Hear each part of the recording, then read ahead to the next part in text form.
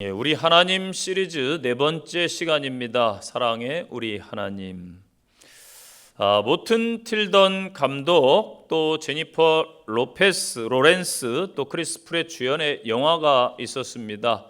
2017년에 개봉했던 영화인데요. 이 패신저스라는 제목의 영화입니다. 잠시 이 영화를 제가 함께 좀 나누고자 합니다. 이 패신저스는 지구의 멸망으로 인해서 미래를 향해서 지구가 아닌 먼 행성으로 가서 살기 위해서 떠나는 우주선 아발론호의 이야기입니다. 120년을 자고 일어나면 도착하는 새로운 행성의 여행에 문제가 생겼습니다. 약 30년밖에 지나지 않았는데 운석이 충돌함으로 인해서 기계 결함이 생겨서 승객 한 명이 깨어난 것입니다. 승객 5,000명이 타고 있었는데 깨어난 것은 단 한 명의 엔지니어 짐 프레스턴이었습니다. 짐은 120년을 다 자고 일어난 줄 알았는데 아직 90년이나 남아있는 일정에 충격을 받게 됩니다. 짐은 다시금 잠들려고 동면에 들어가려고 했는데 실패를 하게 됩니다. 여기저기 우주선을 돌아다니다가 바에서 있는 한 사람을 만나게 되었는데 알고 보니까 사람의 형태를 한 로봇이었습니다. 이 로봇과 교감하는 데 한계를 느끼게 되고 우주선을 살피다가 오로라라고 하는 여성이 탑승 전에 자신의 삶에 대해 녹화한 영상을 보게 되고 그를 사랑하게 됩니다.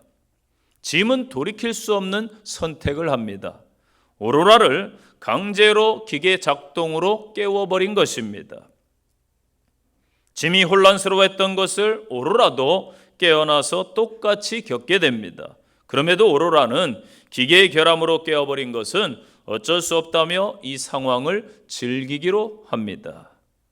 어느 날 로봇 아서와 이야기를 나누다가 오로라는 큰 비밀을 알게 됩니다. 자신이 기계 결함으로 깨어난 것이 아니라 짐의 이기적 선택에 의해서 깨어났다는 것을 알게 됩니다. 믿고 의지했던 짐에게 배신감을 느끼고 분노에 휩싸인 오로라는 분노를 표출하며 짐에게 서로 우주선 안에서 마주치지 않기로 약속을 합니다. 그렇게 남은 90년을 보내던 어느 날 갑자기 기계의 결함으로 인해서 승무원 한 명이 깨어나게 됩니다. 이 승무원 거스는 직원용 ID 카드가 있어서 우주선에 갈 수 있는 공간에 제한이 없었습니다. 기계의 단순 결함이 아니라 아발론호의 큰 문제임을 거스가 알게 되었고 그 문제를 해결하려고 거스는 불의의 사고를 당해서 안타깝게도 죽음을 맞이하게 됩니다. 남겨진 짐과 오로라는 서로의 적대 관계를 뒤로하고 이 문제를 해결하기로 하는데 우주선 밖으로 나가지 않고는 이 문제를 해결할 수가 없습니다. 우주선 밖으로 나가서 내부 압력을 빼내야 하는 문을 열어야 되는데 그 문을 여는 과정에서 죽을 수도 있는 위험을 감수해야 됩니다. 밖으로 나갔던 짐은 우주선으로 돌아왔지만은 안타깝게도 큰 부상을 입어서 결국은 사망에 이르게 됩니다. 오로라는 짐을 살리기 위해서 거스의 ID 카드로 최신 설비 로봇 기계를 통해서 동시다발적인 수술을 해서 짐을 다시금 살려냅니다. 이 시간이 흘러 영화의 발미에서 모든 승객과 승무원들이 깨어납니다. 깨어났는데 우주선 전체가 활기를 띤 모습입니다. 자신들이 동면에 있는 동안에 이들은 우주선에 어떠한 어려움이 닥쳤는지 아무도 알지 못합니다. 짐의 죽음까지 당한 희생으로 자신들이 현재 살아있다라는 것을 전혀 모릅니다. 한 사람의 희생이 5,000명의 미래 생명, 아니 새로운 미래의 지구의 생명을 살린 것입니다. 저는 설교를 준비하다가 이 영화가 생각났습니다. 아주 오래전에 본 영화입니다. 이 하나님 아버지의 사랑이 깨달아졌습니다. 현재 이 지구촌의 사람들이 생명을 얻은 것은 바로 예수 그리스도의 죽음, 하나님 아버지의 아들을 되어 주심인데, 아발론 호위의 승객들처럼 아무것도 모르고 그 생명의 복음을 외면한 채 죽어가고 있는 안타까운 현실입니다. 과학이, 미래가, 돈이, 쾌락이, 이 세상이 생명을 줄 수는 없습니다. 오직 하나님의 그 사랑만이 이 땅의 유일한 희망이요 구원인 줄로 믿으시기를 바랍니다. 누구나 인정하듯 기독교는 사랑의 종교입니다. 예수님의 구원은 십자가의 사랑입니다. 하나님 아버지의 아들을 희생시킨 사랑입니다. 잘 아시는 이 요한일서 본문의 말씀 속에 어찌 보면은 하나님의 모든 사랑이 다 녹아있다. 요한복음 3장 16절 다 기억하시지요? 하나님이 세상을 이처럼 사랑하사 독생자를 주셨으니 이는 그를 믿는 자마다 멸망하지 않고 영생을 얻게 하려 하심이라. 아멘. 오늘 본문을 통해 주시는 말씀입니다. 첫째, 사랑은 하나님께 속한 것이다라고 말씀해 주고 있습니다. 7절 말씀 보세요. 우리가 서로 사랑하자. 사랑은 하나님께 속한 것이니. 아멘. 여기에서 사랑은으로 번역된 해 아가페에서 사용하는 이 정관사 해가 쓰였는데 어떤 특정한 사랑을 가리키는 거예요. 그 사랑은 신적 기원을 가진 사랑입니다. 이 땅의 인류 죄인들을 위한 하나님의 사랑입니다. 이 사랑은 남녀 간의 육체적 사랑을 뜻하는 에로스나 친구 간 우정을 뜻하는 필로스와는 달리 받을 자격이 전혀 없는 자들에게 베풀어지는 무조건적인 신적인 사랑을 뜻하고 있습니다. 또한 7절에 하나님께 속했다 이 말씀도 사랑은 본질적으로 사람에게 속한 것이 아님을 분명히 밝히고 있지요. 사랑이 하나님께 속했기 때문에 하나님의 사랑을 경험한 자만이 참사랑을 나타낼 수 있다라는 말씀입니다. 모든 사랑의 근원은 그렇기에 하나님이십니다. 이 하나님의 사랑을 받고 이 사랑을 실천할 때에 인간은 가장 행복하고 인간다움을 가지게 되는 것이지요. 하나님의 축복은요, 물질, 건강, 소유에 있는 것이 아니고 사랑에 있음을 감사하시기를 바랍니다. 이 세상에 있는 사랑을 다 정의할 수는 없지만은 대부분 세 가지로 그렇게 나눌 수가 있지요. 첫째는 이기적인 사랑이 있어요. 내 기준으로 사랑하는 것입니다. 내가 중심이 되고요, 내가 관심을 받아야 되고요, 내가 사랑받아야 됩니다. 대부분의 아이들이 갈구하는 사랑이 이렇습니다. 아직 성숙하지 못했기 때문에 자신만 사랑받아야 됩니다. 어린 아이들을 보면은 동생을 더 예뻐하면은 시기하고 질투하는 것도 이 때문입니다.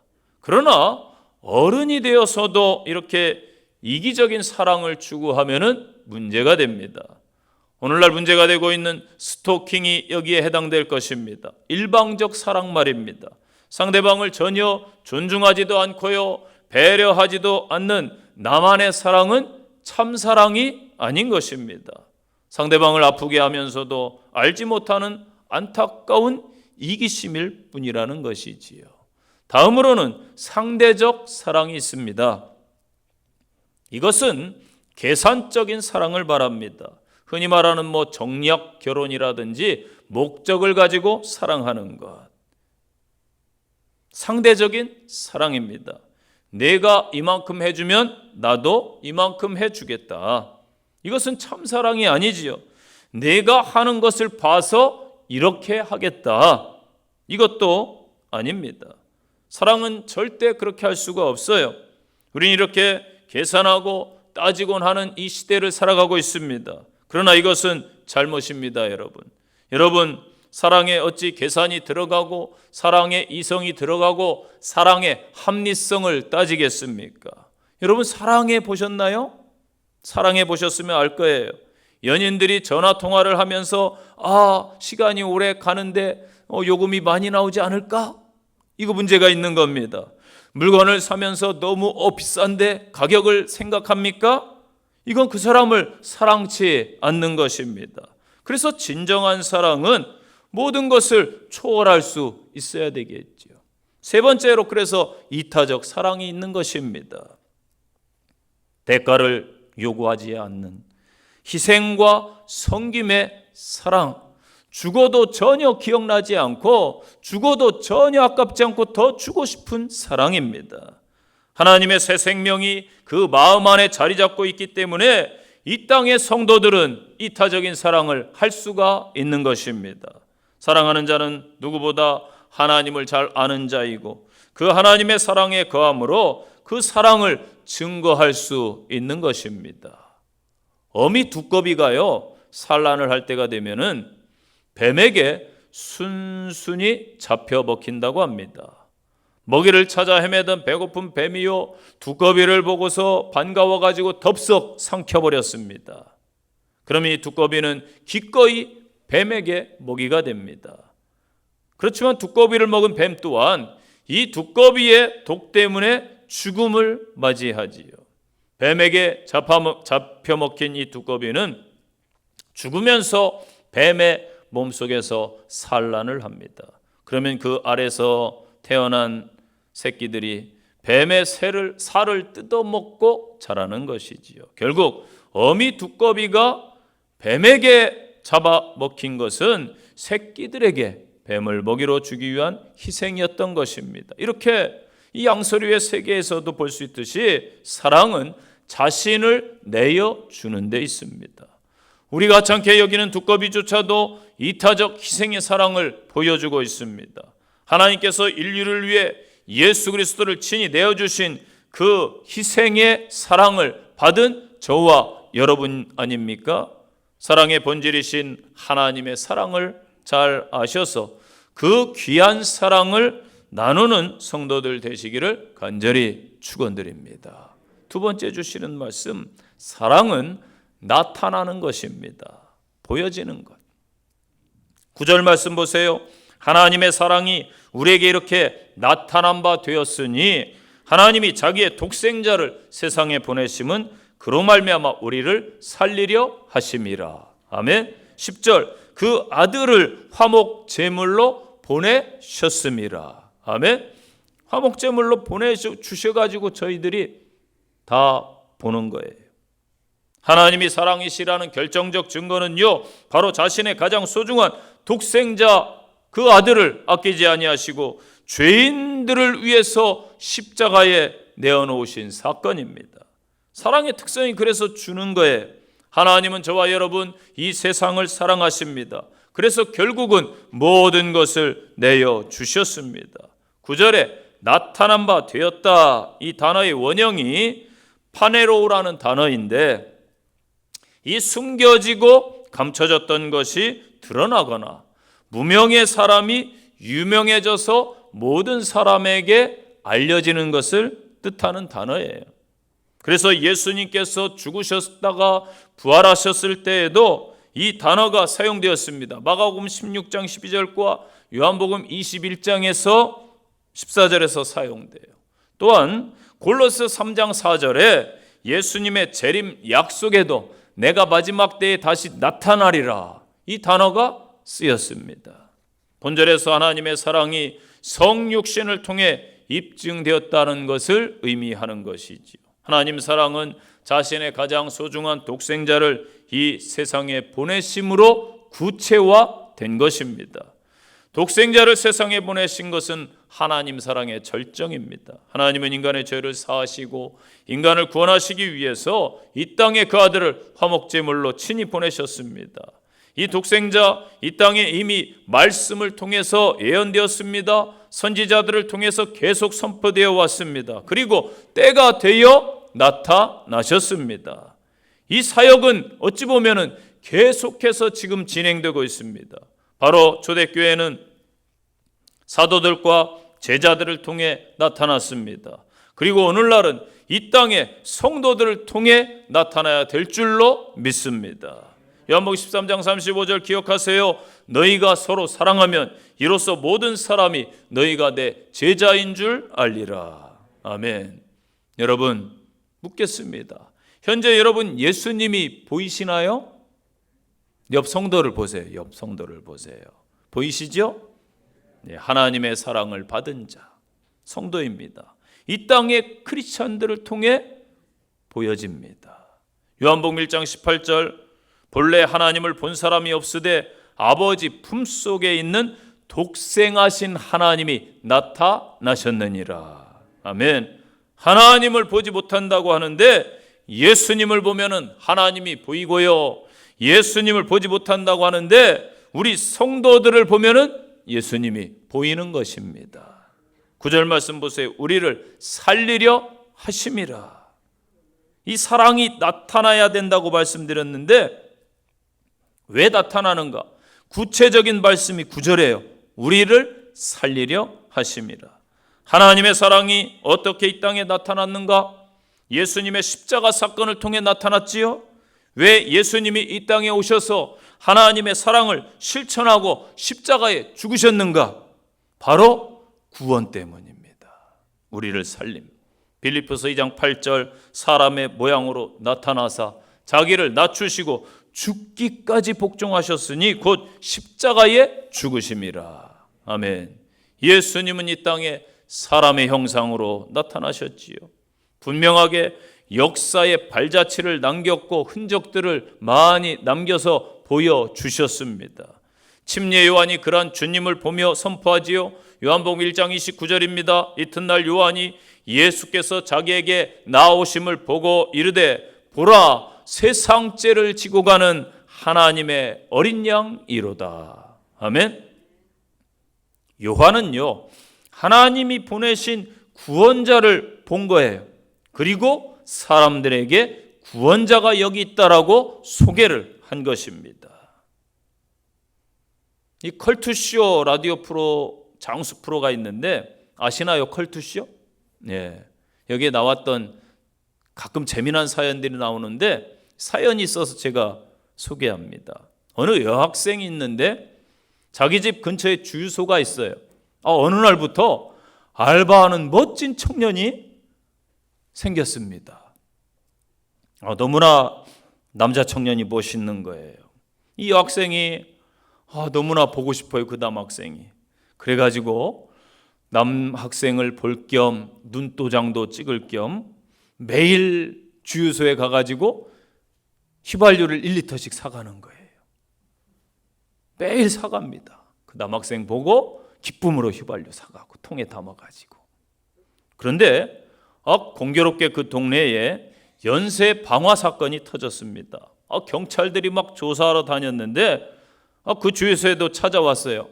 알바생이 깜짝 놀라면서 저에게서 매일 와가지고 휘발유를 사가는 여자가 있습니다.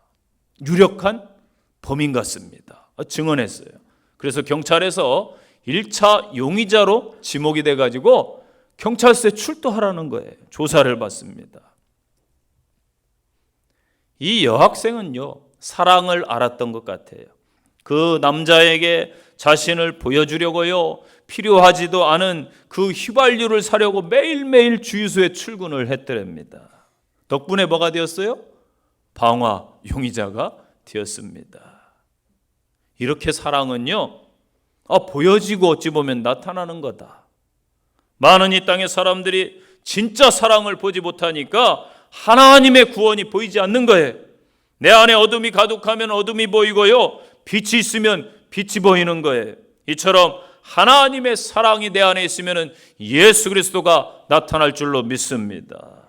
그 나타남이 바로 이 땅의 구원, 이 땅의 생명인 것입니다. 도종환 시인의 사랑하면 보인다라는 시가 있습니다. 제가 읽어드릴게요. 그렇다, 사랑하면 보인다. 꽃이든 나무든 사람이든 사랑하면 비로소 그가 보인다. 어디에 있어도 늘 함께 있는 그가 보인다. 너무 저는 말씀을 준비하면서 이 시가 와닿더라고요. 로마서 5장 6절입니다. 우리가 아직 연약할 때 기약대로 그리스도께서 경건하지 않은 자를 위하여 죽으셨도다. 의인을 위하여 죽는 자가 쉽지 않고 선인을 위하여 용감히 죽는 자가 혹 있거니와 우리가 아직 죄인 되었을 때에 그리스도께서 우리를 위하여 죽으심으로 하나님께서 우리에게 대한 자기의 사랑을 확증하셨느니라. 아멘. 고린도후서 5장 21절 말씀입니다. 하나님이 죄를 알지도 못하신 이를 우리를 대신하여 죄로 삼으신 것은 우리로 하여금 그 안에서 하나님의 의가 되게 하려 하심이라. 아멘. 우리는요, 죄 가운데 있을 때 영원히 멸망받을 수밖에 없었고 아무런 가치가 없는 존재들이었어요.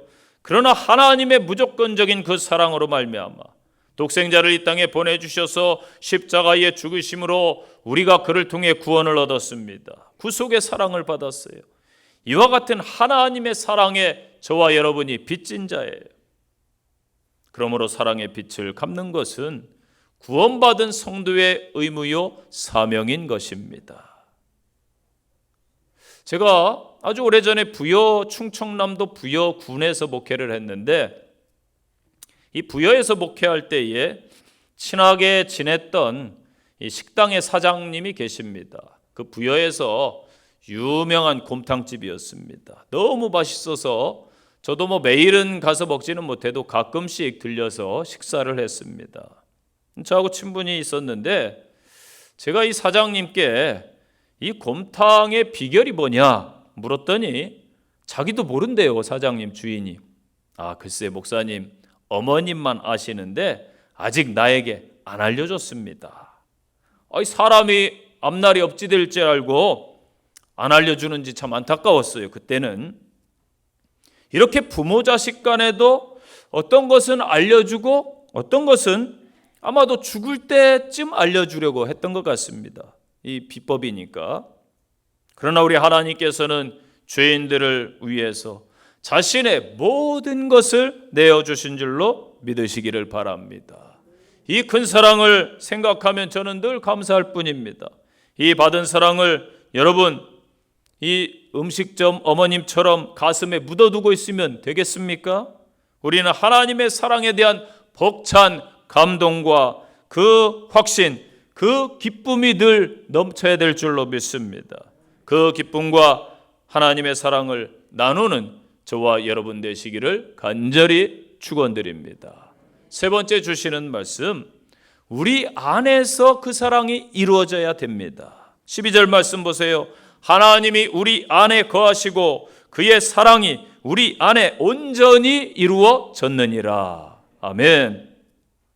오늘날 성도들이요, 세상을 이기고 담대한 성도, 능력 있는 성도가 되기를 아마 원하실 것입니다. 좋아요. 그러나 알아야 될 것은 많은 기적과 이적을 베푸는 것, 이것이 능력이 아니에요. 사랑할 수 없는 죄인이 하나님을 알게 되므로 사랑의 능력을 행할 수 있는 것, 이것이 진짜 능력, 진짜 기적인 줄로 믿으시기를 바랍니다. 세상에서는 십자가는 미련한 것이지요, 무능력하고요, 거리끼고 넘어지는 것이라고 성경은 말씀하고 있어요. 그러나 우리에게는 이 십자가가 어떤 의미를 갖습니까? 하나님의 참 지혜, 모든 자에게 구원을 주시는 참 능력입니다. 예수는 세상이 알지 못하는 그래서 힘이요 능력인 줄로 믿습니다. 로마서 13장 10절에 사랑은 이웃에게 악을 행하지 아니하나니 그러므로 사랑은 율법의 완성이니라. 아멘. 야고보서 2장 8절입니다. 너희가 만일 성경에 기록된 대로 내 이웃 사랑하기를 내 몸과 같이 하라신 최고의 법을 지키면 잘하는 것이니라. 아멘. 이 목회를 한다는 게 뭘까?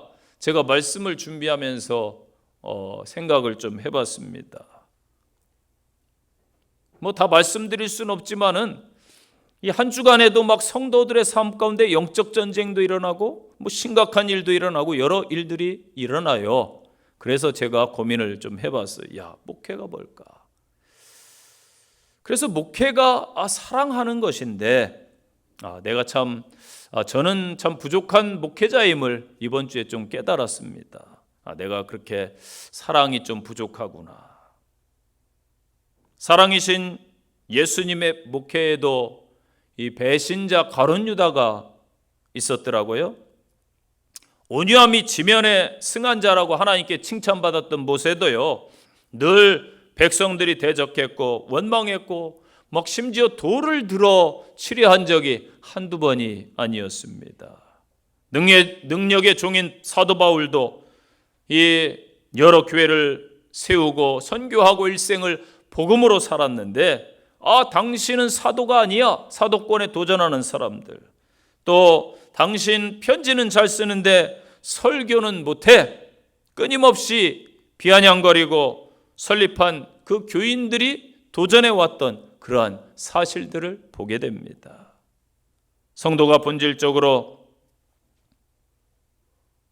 우리들이 하나님의 속성인 사랑을 가지고 베풀 때에 하나님은 하나님의 형상을 회복한 성도 안에 거하시는 것입니다.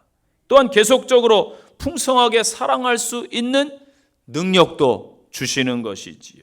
그래서 새 계명을 주노니 서로 사랑하라, 원수까지도 사랑하라고 예수님이 말씀을 주셨는데 내 안에 이 사랑이 없더라고요.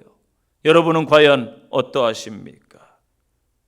서로 사랑하지 않으면 어찌 보면 하나님이 우리 가운데 거하시지 않는 거예요.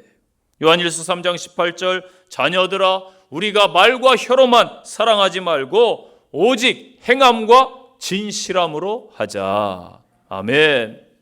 사도 바울 선생님께서 로마 2년 가택 연금을 마치고 잠시 풀려냈을 때에 두 사람을 불러요. 영적인 아들인 디모데와 디도를 불렀습니다. 그리고 그들에게 유언과 같은 말씀을 남기지요. 그게 오늘 서신인 디도서입니다. 이 서신에서 성도다움이 무엇인가 언급해주고 있어요. 성도는 과거의 죄인이었습니다. 그러나 하나님의 은혜와 사랑을 받아서 거룩한 자, 구원받은 자가 되었습니다. 그렇기 때문에 너희들은 선한 일에 힘을 쏟으라. 이게 요지예요. 디도서예요. 선한 일에 힘을 써라. 이 하나님의 사랑이 우리 안에 온전히 이루어져야 성도다운 삶을 살게 되는 것입니다. 우리가 이렇지는 않은지 한번 우리 삶을 돌아봐야 될 필요가 있습니다. 성도의 소원이 오직 예수님이 되어야 되는데, 성도의 소원이 세상의 성공, 물질을 더 가지는 것, 명예 혹은 세속적인 것들이 자리 잡고 있지는 않은지요. 성도의 가슴에는 주님을 향한 갈망이 있어야 되는데 그 뜨거움과 따스함은 어느새 사라져버리고 이웃에 대한 판단과 비난, 교회에 대해 냉랭한 그러한 기운만 있지는 않습니까? 내 안에 성령의 열매, 의의 열매, 선한 열매, 기도, 봉사, 전도의 열매가 있어야 되는데 습관과 형식과 위선과 행위의 열매들만 가득하지 않은지요. 믿음으로 살지도 못하고 주를 위해 헌신도 제대로 못합니다. 아무리 바빠도 내 자녀 일이라면 시간을 내면서 가족을 위해서나 자식들을 위해서는 물질을 전혀 아끼지 않으면서도 내가 좋아하는 일은 다 시간 내서 하면서도 주님의 일에는 인색하고 이 핑계 저 핑계를 대고 있지는 않습니까? 여러분, 이웃사랑이 하나님 사랑의 완성입니다. 이 하나님 사랑은요, 영적인 존재인 천사들만이 아니라 바로 죄로 인해 죽을 수밖에 없는 사람들을 통해서 완전해지는 거예요. 단 사람들이 하나님의 사랑 안에 거할 때 말입니다. 하나님은 자신이 보이신 사랑의 근거에서 우리들에게 서로 사랑하라고 말씀하고 계시지요. 그 사랑은 단순히 신적인 속성 안에 머물러 있거나 역사적으로 예수님을 세상에 보내신 데서 끝나지 않습니다. 사랑이신 하나님이 아직도 저와 여러분을 사랑하고 계시고 우리에게 서로 사랑하라고 말씀하심으로써 하나님 사랑이 완전해질 것입니다. 그래서 12절에 온전히 이루어졌느니라. 아멘. 누구를 통해서? 이 땅의 크리스찬들을 통해서 이루어진 거예요. 여기에서 온전히 이루다, 텔레이오라는 단어가 쓰였는데 헬라 당시에 미술가들이 작품을 다 완성한 다음에 마지막으로 더 이상 손댈 곳이 없을 때 사용하던 표현입니다. 그래서 마쳤다, 완성했다, 성취했다 이 뜻을 갖습니다. 성도들이 서로 사랑할 때에 하나님의 사랑은 성도의 삶에서 온전히 이 땅에 성취될 줄로 믿습니다. 하나님이 아무리 사랑 중에 거하시고요, 그의 속성이 절대적 사랑이라 할지라도 그를 믿는 성도들이 삶 속에서 그 사랑을 실행하지 아니하면 이 세상에 하나님의 사랑이 나타날 수 없는 것입니다. 기억하세요. 하나님의 사랑을 나타내는 곳은요, 멀리 있는 곳이 아니에요. 여러분의 가정, 바로 이 교회, 여러분의 직장과 일터입니다. 가까운 곳에서 사랑을 보여주지 못하면 아무 의미가 없다는 것입니다. 내 주변에서 하나님의 사랑을 실천하는, 여러분을 통해 드러나는 믿음의 성도들이 되시기를 간절히 축원드립니다. 결론의 말씀이에요. 성도인 우리들에게 있어 사랑은요, 특권이자 책임입니다.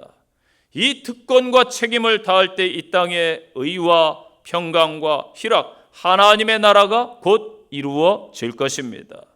우리가 사랑하는 법을 유일하게 배울 수 있는 길은 하나님을 아는 지식으로 가능한 거예요.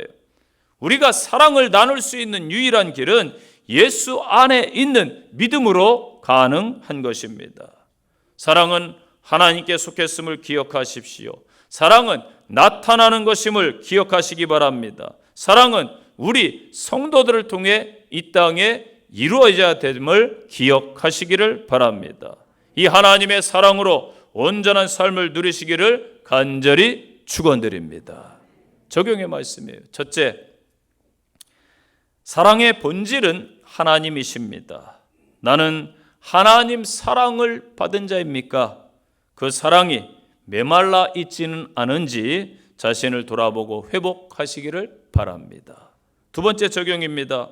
하나님 사랑이 예수님을 통해 이 땅에 나타났습니다. 그 사랑은 구원을 통해 나타나야 됩니다. 우리를 통해 한 영혼을 작정하고 계신 줄로 믿습니다.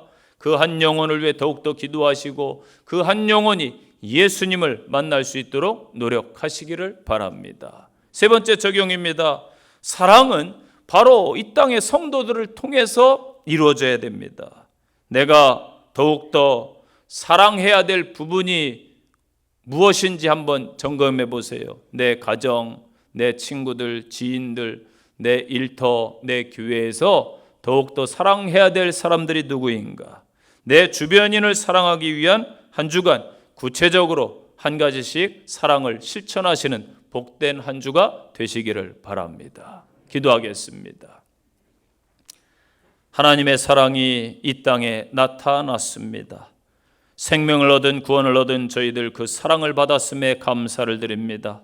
하나님의 명령, 그 사랑을 실천하여 승리하는 성도의 삶이 되게 하옵소서. 예수님 이름으로 기도합니다. 아멘.